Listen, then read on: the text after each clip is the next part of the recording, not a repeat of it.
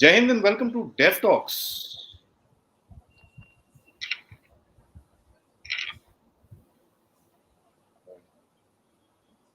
I'm sorry for a little bit of a wait because this is the first time we are trying to do this. I just want to make sure everything is right before I actually begin with this very, very interesting discussion. I have with me, as you all can see, Lieutenant General Ravi Shankar. Sir, thank you so much for joining in. And I think I can see it that we are kind of live right now. Thank you. Being It'll be a pleasure. Thank you so much for actually encouraging me to go live, sir. We've been talking about this for quite a while, and I think finally I've had the game to put it up and get on with this session on live today. As we had discussed and as promised, we're going to be reviewing the Ukraine war. So before we get into the entire discussion, why don't you just tell us what's happening currently? There's a lot of news about negotiations happening and this and that, and the Russians putting out a statement, Zelensky putting out a statement. So what's up? What's happening, sir? Yeah, fine. What we'll do is first we'll see what is the state of the military state and we'll analyze quickly the military issues. And then we'll see the non-military and political issues and then see where this whole thing is going. And then we'll take on the questions. So why don't you put a map on? Yeah.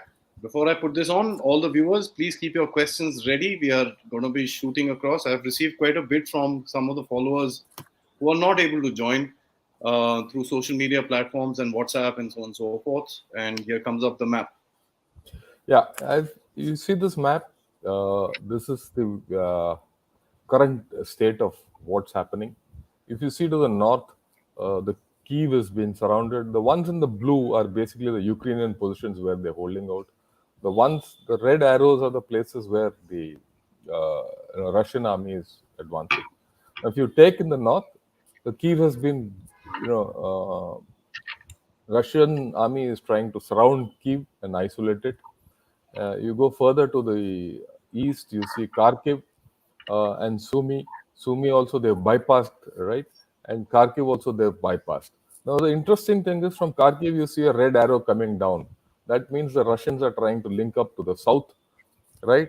And the Ukrainians, there's a zigzag blue line left of the Donbass area. They are trying to hold on so that from the Donbass area people don't go out. Now in the south, if you see from Crimea, they have taken Kherson, and after Kherson, they're heading towards the South Ukrainian power plant, on the further towards Odessa, and hopefully by tomorrow or day after, they should be on to Odessa. On to the east, if you see, they've taken Zaporozhye. The Zaporozhye nuclear power plant is within the thing, and from Mariupol, they're heading towards Donbass. So what an effect is in the south, the Russians have made considerable progress, and if there's a link up with Donbass, then the entire southern coast in the next day or two would be in Russian hands, which means that the all the sea is cut off to Ukraine, and Donbass it becomes a contiguous area to the north. And if the thing from Kharkiv also succeeds, they would have bitten off a big chunk of territory. Kiev still holds on, right? But then, if you look at it without getting into the details of the whole thing, obviously the progress in the north is slower than the progress in the south. Okay, and there's no gainsaying the fact that the plan has not, the execution on ground has not gone as per Russian plan. The initial plan of shock and now couldn't succeed, so they've had to go through this extended thing. But then you have to look at this entire operation from a neutral viewpoint, and that's what I'll do today. Because what all of us see, and most of us are plastered with, is the Western viewpoint and one narrative. A lot of casualties, a lot of damage, Russian forces stalled, X, Y, Z. I don't think that's the thing. The fog of war has cleared a bit, and you see some method and madness of the Russian, operations. The first thing is that, yeah, they've slowed down. There's no doubt about it, but they've also made a lot of progress. Okay. If you see the amount of civilian casualties which have been reported in Western channels, it's about 500 to 1,000 max, right? Just compare it with the casualties which happened in Iraq or in the Gulf Wars or in Afghanistan. You will see the casualties are far less after 14 days, which means that uh, the thing is not as bad as it made out. It's all the hype of the information war and the perception ops which is hitting our head.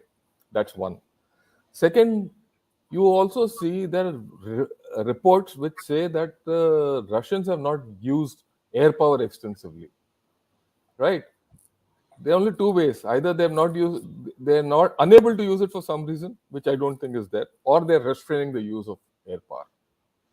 If they'd used the air power, the casualties would have been far more, the damage would have been far more, and their progressive ops would have been far more. And because of lack of this thing, they're going very slow, no casualties.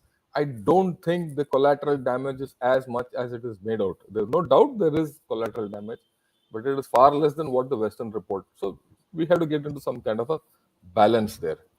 Yeah, of course. With games, the Ukrainians have surprised the Russians with their tenacity and their fight back. There's no doubt about it. The logistics wise, I think the Russians have messed it up big time, and they're now just recovering out of it.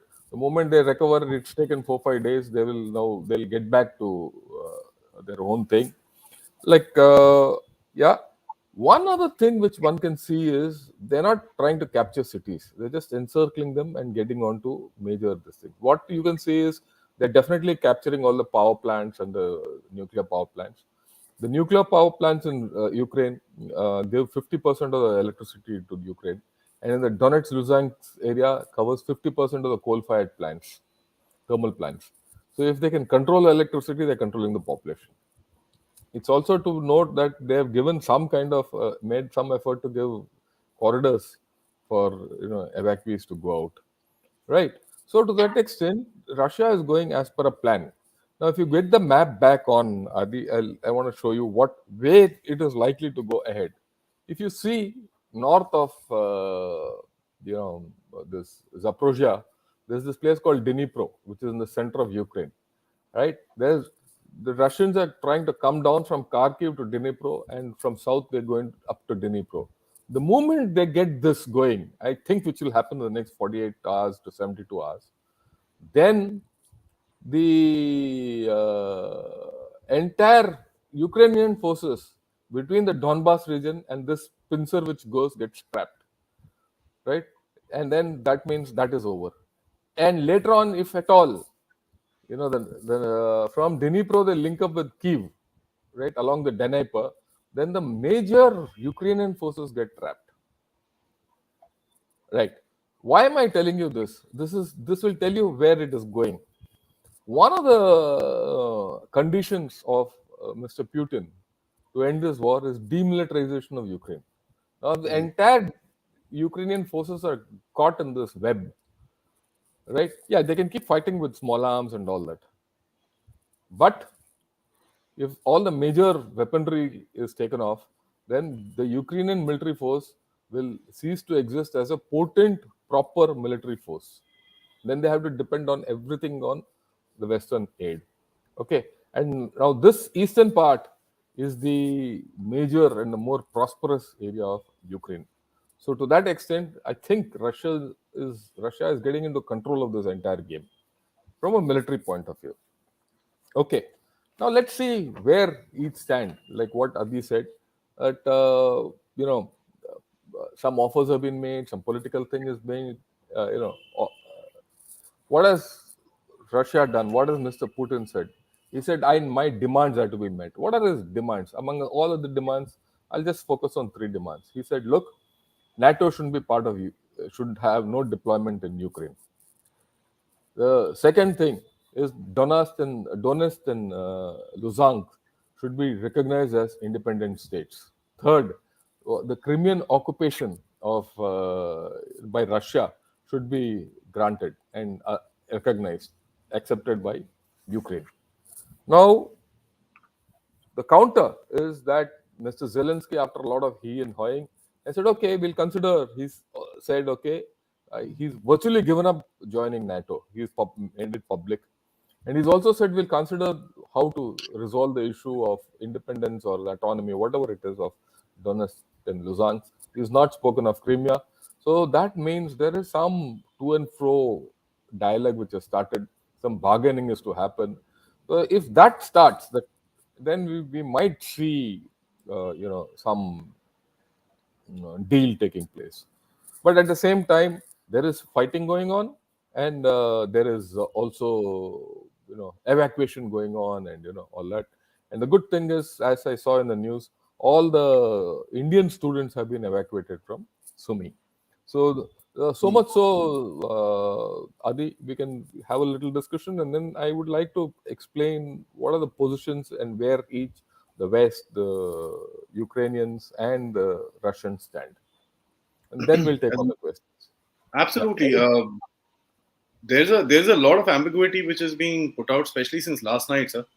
There Yeah. seems to be sort of a breakthrough which is happening, and that's something that we will discuss. But having said that, there is a very very simple thing that is coming out, that the world is going to change, and I think we can discuss that towards the Yeah. latter part of our discussion here. Yeah. Uh, what do you think are the positions today in terms of Russia's larger picture, so not the tactical picture, but the strategic picture? Do you Yeah. think they're going to come out winning? Let's see. I mean, I'll not put it as who's going to win or who's going to lose at this point of time, but let us see where each. There are three actors in this play, right? It's a three. I won't say it's a three-act play. It's a three-actor play. So the first set of actors, is the West, EU, right? The second is, of course, Ukrainians, and third is the Russians. So let us see where each of them stand. Now, as far as the West and the EU is concerned, they've put a whole lot of sanctions. I mean, I'll not recount them. Okay, it's a ton of sanctions, but those sanctions won't have any effect on the battle. Like written earlier, economies don't fight, militaries do. Sanctions don't fight, militaries do. And Russia has very clearly had the gumption to say, I'm going to go in and come what may, come what the things, and it seems to be prepared. So sanctions, well, I leave it at that. Now the major thing is NATO or USA have taken no initiative to militarily help Ukraine except giving arms. They, they said that they'll not cross NATO lines, they'll not fire on Russia, they'll not fire no-fly zones, they'll not give weapons, they'll not give aircraft. Mr. Zelensky has been desperately asking them for all. No. And today the charade is being playing out that Poland has said we'll give it to NATO, NATO will give it to Germany, Germany will give it. That means they want to increase the web, but they don't want to give anything to Russia because they don't want to tangle with Russia straight directly, Poland, right? And to that extent, there are certain cracks which are appearing in Poland. It seems that the European part of NATO is not too keen on war at all, nor is Russia, nor is USA keen on it. Okay, so virtually what it means is they've left Ukraine to its own means. Okay, right. So that is where it is. Yeah, they're giving a lot of talk, but that's about all. Actually, on ground, NATO is just stepped aside. Now let's look at the Ukrainian angle. I think if there is a loser in this war, it is Ukraine. Then people have suffered. They're going to suffer whatever destruction which is going to happen, minimal, maximum. That's a different thing. But there is destruction, and it's going to, they set them back, and they've been left. Now they had pinned their hopes on the West and NATO and USA. It was USA, in the words of John Mearsheimer, who's a geopolitical expert on this issue. He said that USA has led Ukraine down the primrose path and left it to be wrecked by Russia. That's what is playing out actually, right? So they are got no effort, no this thing. It has gone to the extent that of late, in the past, say, from morning, which I've been seeing, Mr. Zelensky has been screaming blue. He says there's no point of NATO, they've not helped us, and he started blaming NATO. He's disillusioned with NATO.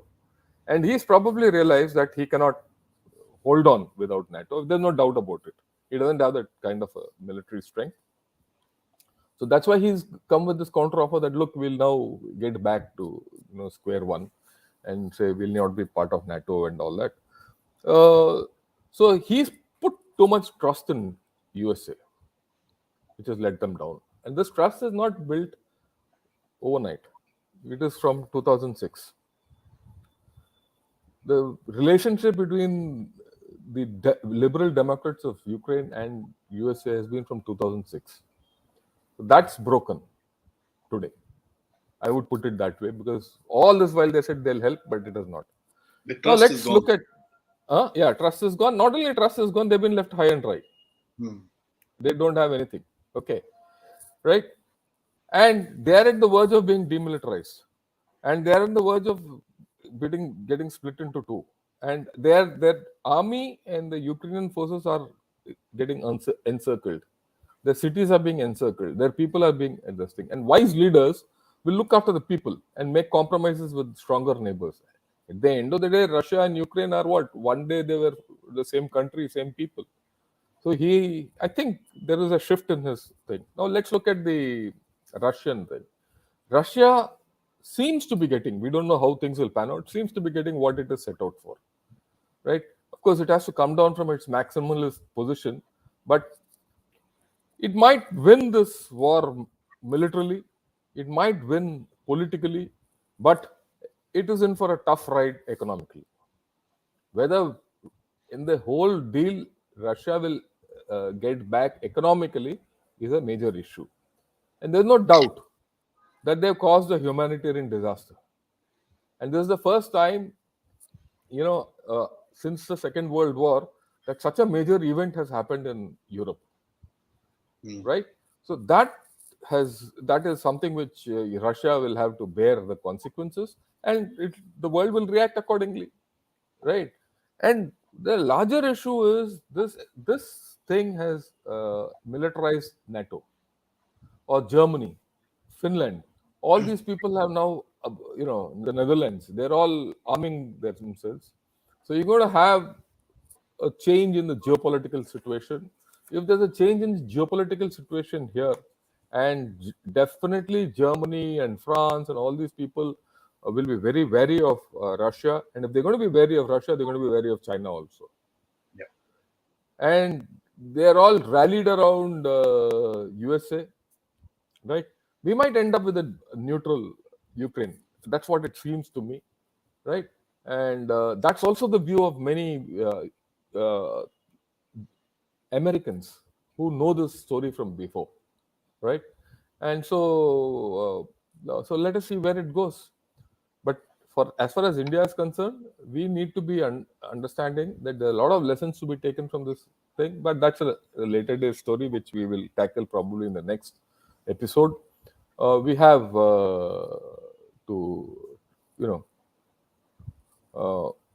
we have to draw a lot of lessons. To give you a fundamental analogy, just think of Nepal or Bhutan in the place of Ukraine, we in the place of Russia, and USA or NATO in the place of China, or switch. And if China does something in Nepal or Bhutan like they did in Doklam, how do we react? It's almost an analogy which I'll first write about it and then face all of you. So this is what I had to say. Any questions we can take on, or Adi, if there's anything else you want me to talk on, we'll talk and then we'll go ahead. Absolutely. There are a few questions which have come out, sir. One of the things that talks about the lessons. This was sent by Garth Farooq in the morning when I spoke to him about this live session. He said, what are the lessons that we need to learn out of this battle? As you just mentioned, there's going to be a lot that we'll have to actually learn. And we've covered it on military and non-military aspects in 2 videos. Yeah. We have just to reinforce what you're saying, I've written about it, and we also done 2 videos about it. I would suggest everyone to see that, military and non-military lessons. But the major lesson which I will take away as far as an Indian, as I'm an Indian, we have to understand. Look, we have to see where the strategic relationship with USA is going. If an alliance, USA's driven alliance like NATO will keep quiet when there's threat on a country which it had enticed to join NATO? Where does it leave us? Same thing in Iraq. Same issues in Afghanistan. Okay, so we have to calibrate our strategic relationship with USA in a far more realistic manner. I'm not for one moment suggesting we should scrap that relationship. That's not the aim. We need the relationship with China, with the USA, but how to handle it is some, and we need to be in part of Quad. That's almost a mandatory thing, right? But we need to have, uh, you know, relocate it so that we have our national interest first. Yeah. So, next question comes from Abhishek, who talks about Mm. the Rustam UAV in a combat situation and intelligence gathering. Because we see these Turkish TB2 drones used by Yeah. Azerbaijan as well as Ukraine. Why don't we induct the UAVs now? See, It's a we have no problem with the Rustum UAV. The problem with it is it's not proven. It's not flown. Forget about intelligence gathering and all that. It is not flown. It has not completed a this thing. That's a problem with the DRDO. For the past 20 years, I've been seeing this being developed, and it's not developed. If it's not developed, how can you induct it? I mean, just to give you the perspective, the armed forces have funded the development of this UAV, but yet it has not come. So that where does it leave the armed forces? They have to go abroad. That's why we've gone in for Israeli UAVs. So we have yes. Israeli UAVs which are as good, and we'll use them. It's not as if we have to wait for the Rustum UAV. Of course, the Yeah. Turkish ones are also on the way. No, I don't think we'll get the Turkish ones. So right, and I don't think we'll get any UAVs from outside. We have the capability in India. I'm sure with the Atmanirbhar push which is coming, we'll do. Yeah. So Sachin asks, how long will this war last, and what will be the outcome of the war? That's a Yeah, large okay. Let's say I'll estimate the outcome of the war. The outcome of the war which is as it's. I'll also talk about when it's getting over a little later. Uh, the outcome of the war is actually appearing on the horizon. Outcome will be what? The Ukraine will become a buffer state. That's the outcome, right? It'll become almost a demilitarized zone, and that's what Mr. Putin is aiming. Yeah, it's a poor pawn in the game. That there's no doubt about it. And it will go under the Russian influence, and Russian influence will go across Ukraine. Right? I don't see any other outcome. I don't see USA and NATO the way they have behaved, upping the ante and reversing the situation. I don't think that will happen. Okay. I also see Crimea being with Russia and being recognized by Ukraine. I also see this Donbass and Luhansk becoming some kind of autonomous independent states. It might not, they might lose, Ukraine will ultimately lose the territory. Like I said, the loser in this game will be Ukraine. Right. How long will it last? That's a question, right? That I cannot say. It depends on how the operations progress, how things happen. We have to understand that it's March. We are already on the 9th, 10th March. By then, by now, the ground would have started thawing. Movement off the roads would be very difficult. Movement of large forces will be very difficult. It depends on how much the Ukrainians can move and how much, and now the distances are large, right? How fast the Ukrainians can do shift their forces, whether they have the capability to shift the forces, how fast can Russia go, because their southern prongs don't seem to be getting much resistance. They're getting resistance in cities but not outside, yeah. right? And it depends on how fast Russia can encircle their forces and the cities, and what exactly is in Russia's mind. Though I've just guessed it will be demilitarization and bottling up the city so that the deal is signed. It'll be there. But my guess is I don't think Russia will hold on to any part of Ukraine. They'll get out of it. They know very well that the public sentiment is not with them. Keeping large number of forces, there under the gun will not work. They'll get out of it after the deal. They'll give some kind of a deal has to come, and we'll see how the deal thing. When will it happen? Will it happen in the next 3 days? Will it happen the next 10 days? I don't know. If a deal is struck, the whole hostilities could stop tomorrow, and once the whole thing goes, it will take a little time to wind down the whole thing. Right? But I think in a couple of months we should see a clear form emerging. It'll take that time for things to happen. Next one talks Yeah, about geopolitical changes after the war, sir. yeah, Obviously, it's going to be huge. that's going to be huge. The geopolitical changes are going to be huge because you're going to have a more militarized Europe, which is more aware of its security, right? If you read the German newspapers, they say that the German army is almost a shell. It's an empty shell that has to be filled. The moment that empty shell gets filled, France has, of course, got a very potent army still, armed force. And if the other countries also chip in, then you will find a militarized Europe coming up. Once that happens, and they're all going to rally around, you know, USA, so you're going to have a fair block here. On the other hand, you have to see how this equation between Russia and China goes. Initially one felt that China is going to back Russia completely, but then today's statement by Mr. Xi Jinping after his talk with Mr. Macron and Olaf Scholz indicates something else. China might have to have a rethink on the whole thing and how this goes. And it also depends on how Russia comes out economically. If Russia doesn't come out economically well, then the whole story is different. So we'll have to see. But one thing for sure, geopolitical changes will be there. There's no doubt about it. It might end up, you see, if you look at it, the country which is least affected is USA. The USA has committed nothing. On the other hand, what has happened is that if the NATO militarizes, the Europe militarizes, it'll all be benefit USA. Uh, Also, Japan and South Korea has indicated that they'll go nuclear, or they might allow nuclear deployment on their mainland. In which means again it will be American assets for which they have to pay. So, it will benefit the U.S. economy. It will also enable USA to focus on China. And the nuclear situation, once this happens, the nuclear situation in the West Pacific will also change.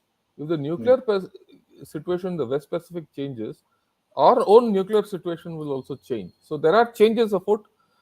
I've given you the broad contours of what could happen. Let us see how it happens.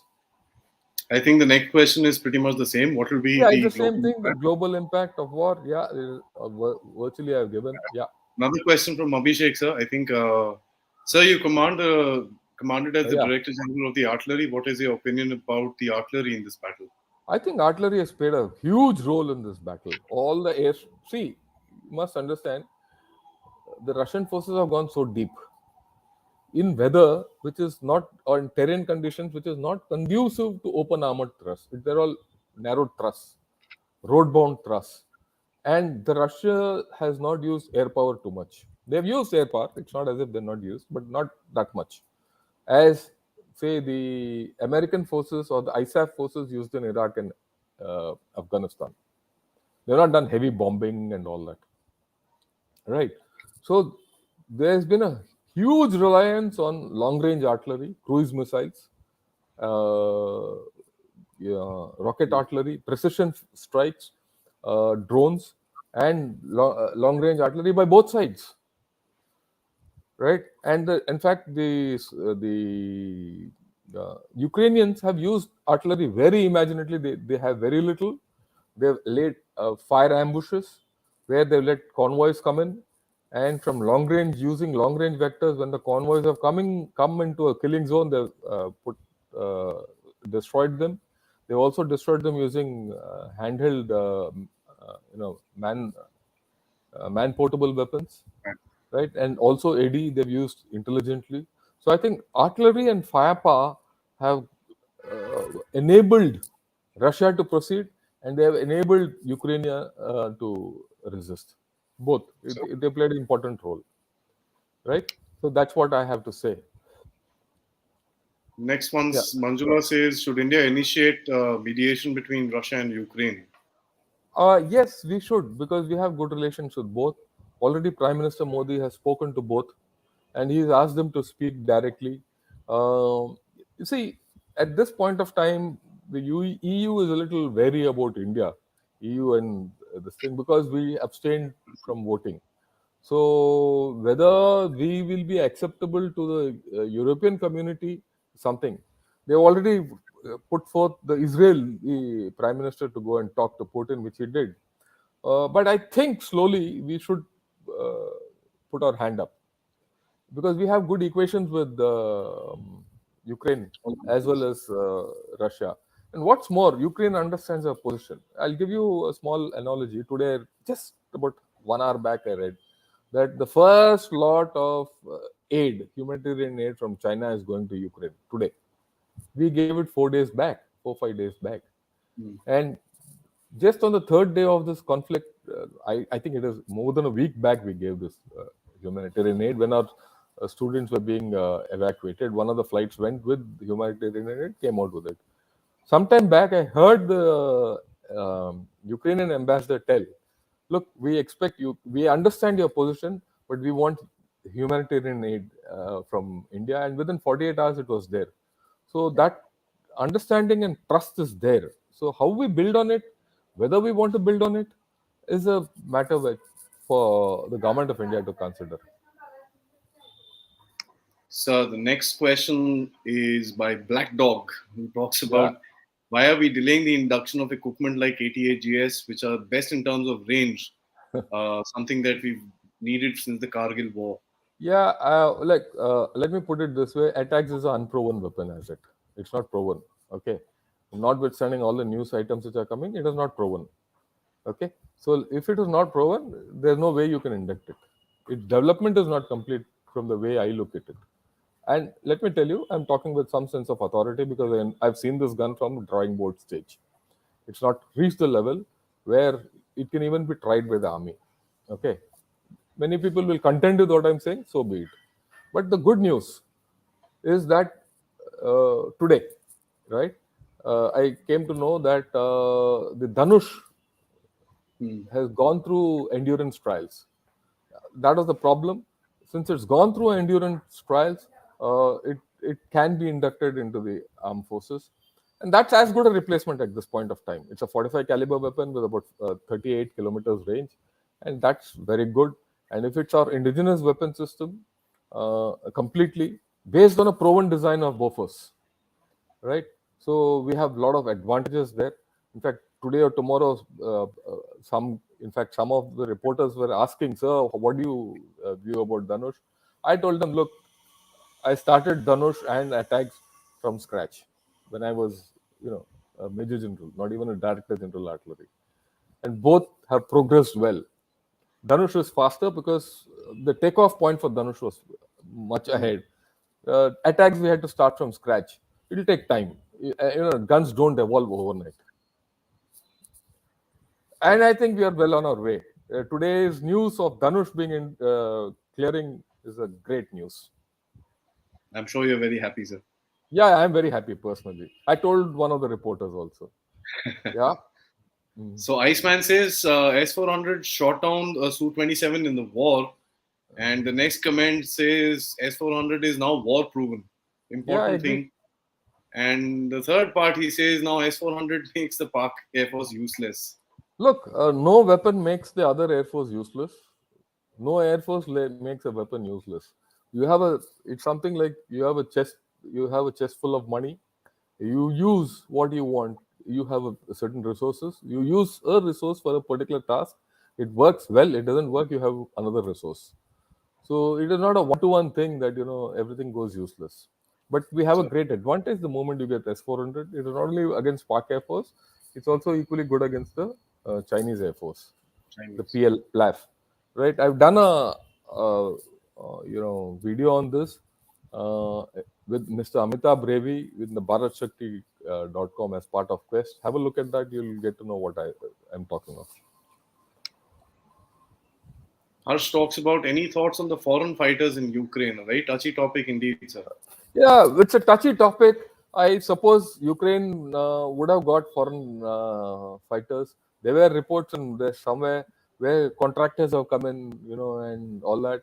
It's some amount of proxy fighting is going on. There's no doubt about it, because on all these situations we don't know exact details. So it'll be there. I mean, if they're there, they're there. They're fighting, and whom are they fighting for? They would be fighting for Ukraine, obviously, right? And there will be this to and fro about this. Well, that's part of life, and that's part of modern day warfare.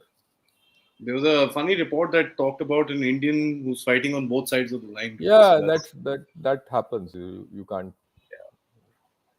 Mr. X says awesome talk. Thank you, Mr. X. Oh, welcome. Mr. Anytime. Shekinwar says Namaste, General Ravi Shankar, and Oh. Namaste, Adi. What are the chances of Russia, China, and India aligning and forming a strong group economically, militarily, politically, and socially?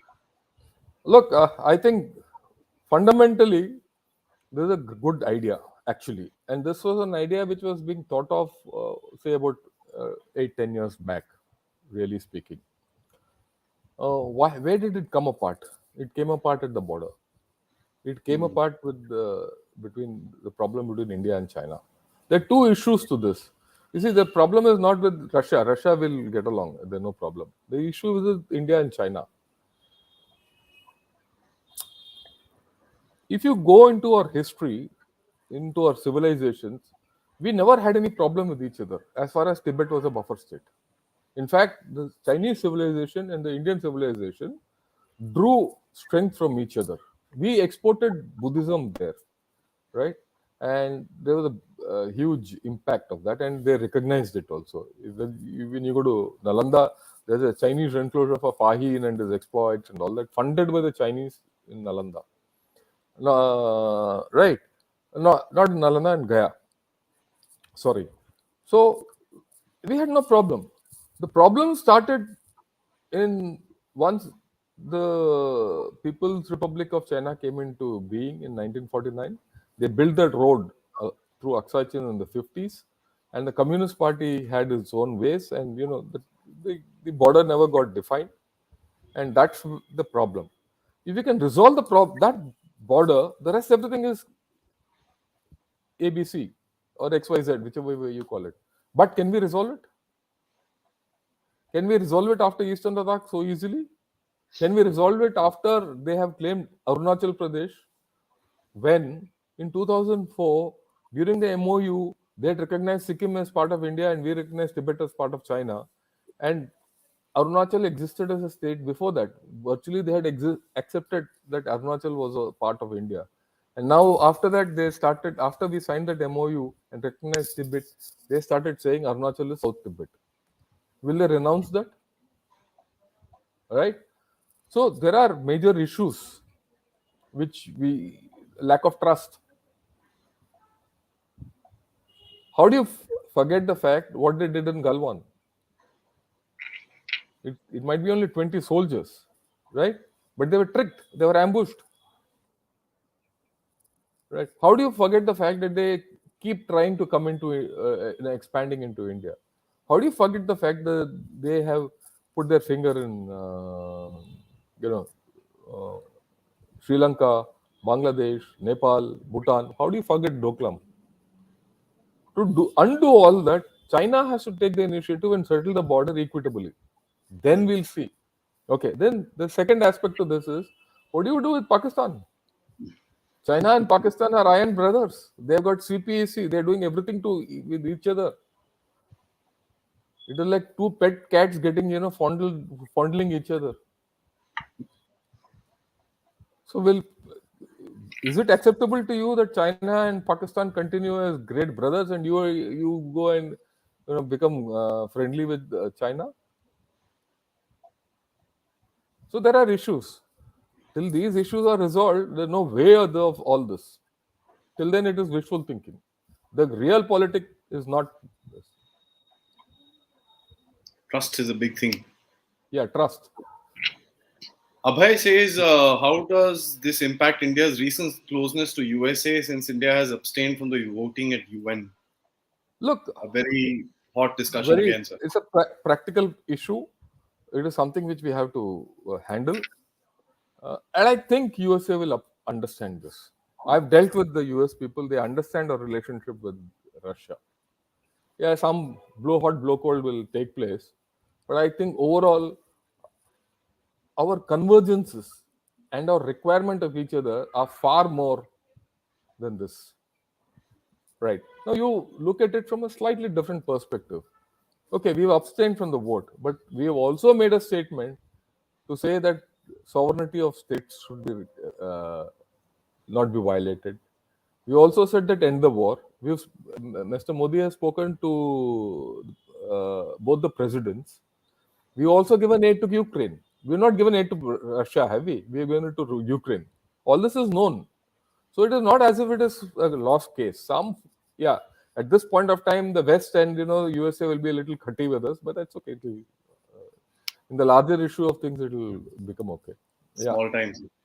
What could be the benefits of Ukraine crisis for India and not mixing morality with strategic gains? Yeah, well, every country Yeah, works on the same thing.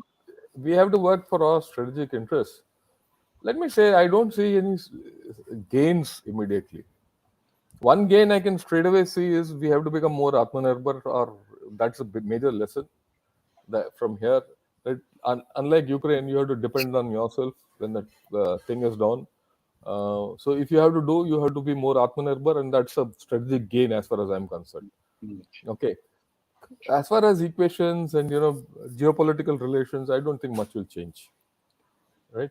That's the way. But then let's see how it unfolds. Yeah. Oh, Interesting question. This is a kind of something which is being peddled around the internet by a lot of. yeah. Let me clarify it straight away. There is no system which we procure which can't talk with each other. What are the prerequisites whenever we buy a weapon? Is that they should talk to us and we talk to them, and we have our own system by which we make them talk to each other. If they don't talk to each other, I mean, if they talk to us, we can make them talk to each other That's why through the our testing system. happens. Yeah, that's why we're testing, and I'm telling you with practical experience. I'm not talking off the cuff, or I'm telling you ground. I have done that. I've inducted equipment. I've inducted Russian equipment, and look, I've spent 40 years in artillery, so I know it. I've inducted Russian equipment. I've handled Russian equipment. I've inducted US equipment. I've inducted French equipment. Right.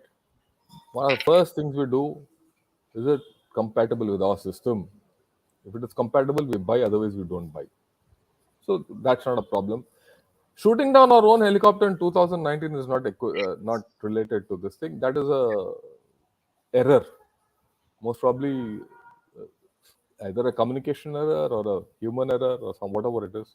I don't think we should get into that at this point of time. There are certain few unnamed. I would not want to get into names and stuff like that. Yeah. Who've been propagating around the factor that our systems don't talk to each other, No, and they all talk. it's so funny that a lot of these people call themselves defense experts and stuff like that. But anyways, it's I think you've clarified this particular It is not very only that, we also, even Indian equipment which come in, we have to talk. absolutely. We have Indian equipment, we have Israeli equipment, we have French equipment, we have American equipment, we have Russian equipment. It's not one.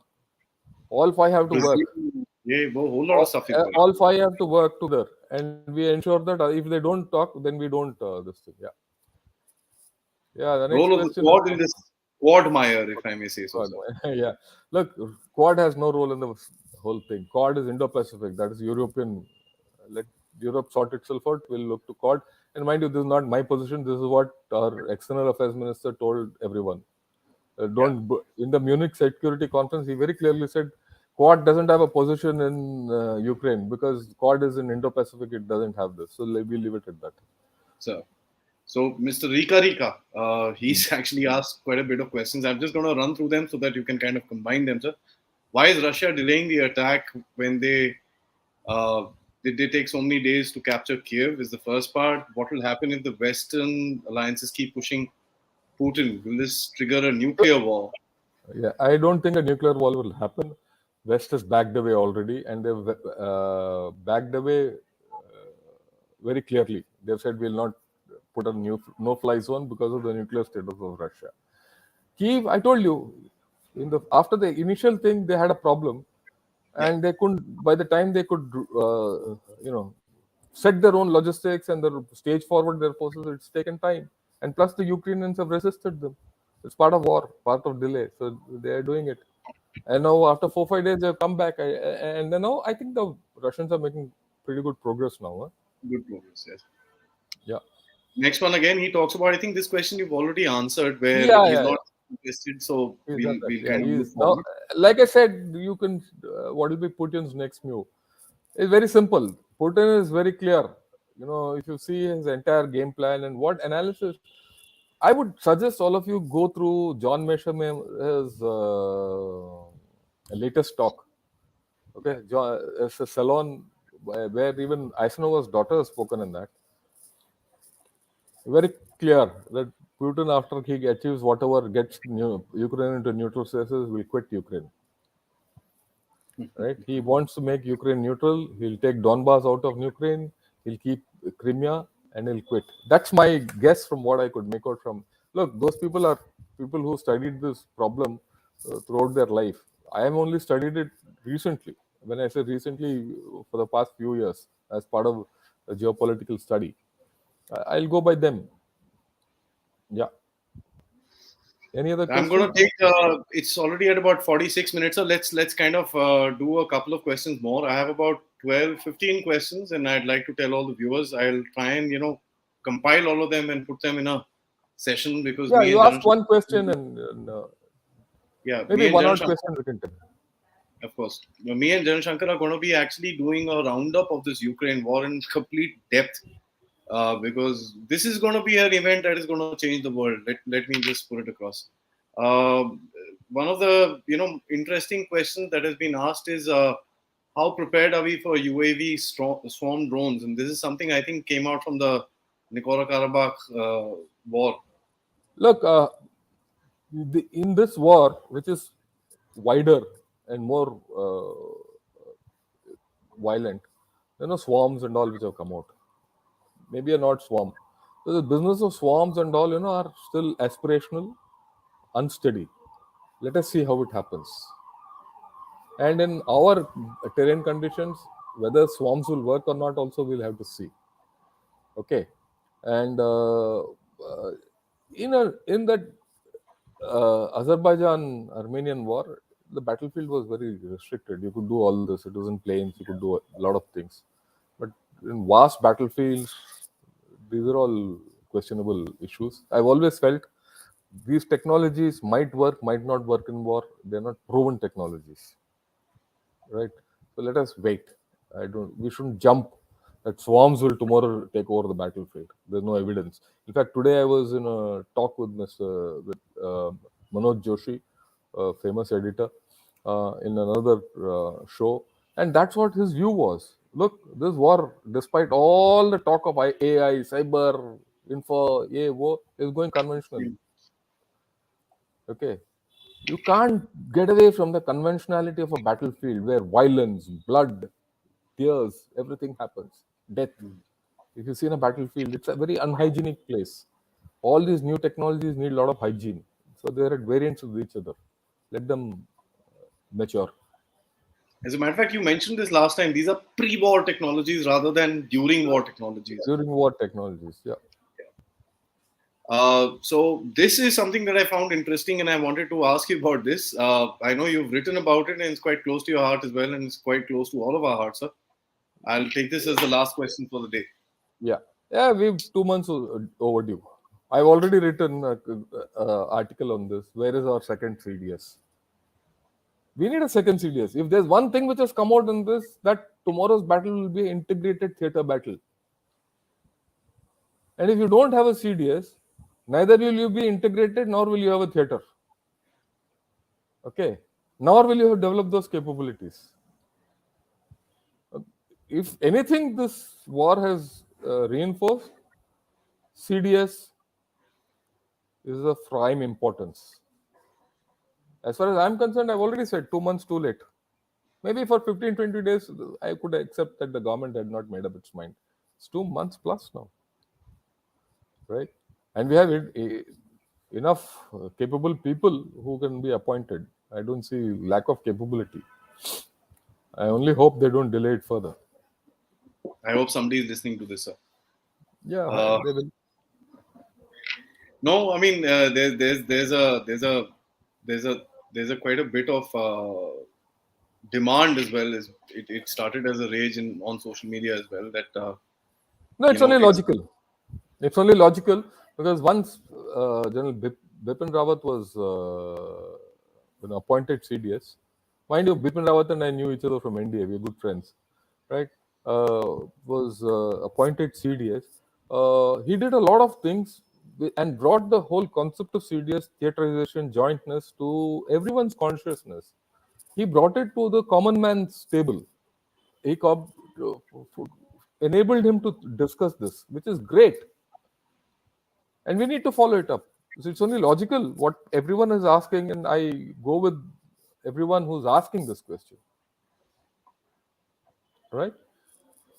Yeah, So I've got a whole lot of questions here, which are talking about the Russian economy and the sanctions and this and that. I think yeah, we uh, can't cover everything. I think we can't cover everything, but as I mean, you and I were having an offline chat on this. The game has just begun. I Yeah, think let's wait for things to open up. There's going to be a lot, and we'll be back again for another session. Thanks so much. It's really encouraging. All of you guys who've asked so many questions. yeah. I really thought that we'll have three, four of them. It's really encouraging to see this, and um, Adi, I'd like to thank everyone who's watching this. And we're going to tell them, look, Adi and I are going to do this not only for this thing, we're going to do on China, we're going to do on COD, and a whole lot of things. We're going to be regular so that every 10, 15 days we interact with you. And we would request your friends also because we're going to talk to people. We're not going to talk to this thing. And we want to be live, take your questions, clear your doubts. Tell your friends also to come and watch this. We'll be grateful because I also want feedback from all of you. And that's how oh, I make up my mind also when I write. absolutely. There are a lot of appreciations which are coming in as comments even now, sir. As Sir said, we are going to be trying to do this as more often as possible because this sort of a session takes a little time to plan, and I'm kind of a novice, if I may put that very very clearly. Of course, we've done a lot of interviews with General Shankar. Thankful to him for taking me across this whole journey of strategic affairs. It's not easy to understand. It's not easy to form questions. I trouble him quite a bit, but thank you so much, sir, for joining Yeah, me for welcome. this session and for all the guidance that helped. And thanks so much to all the viewers that have joined us today. It's really, really encouraging to have good viewership the first time we are trying to go live, and a lot of questions coming out, a lot of intelligent questions coming out. That's something that I want to underline. So thank you so much. Until next time for another session, stay tuned and Jai Hind. Jai Hind.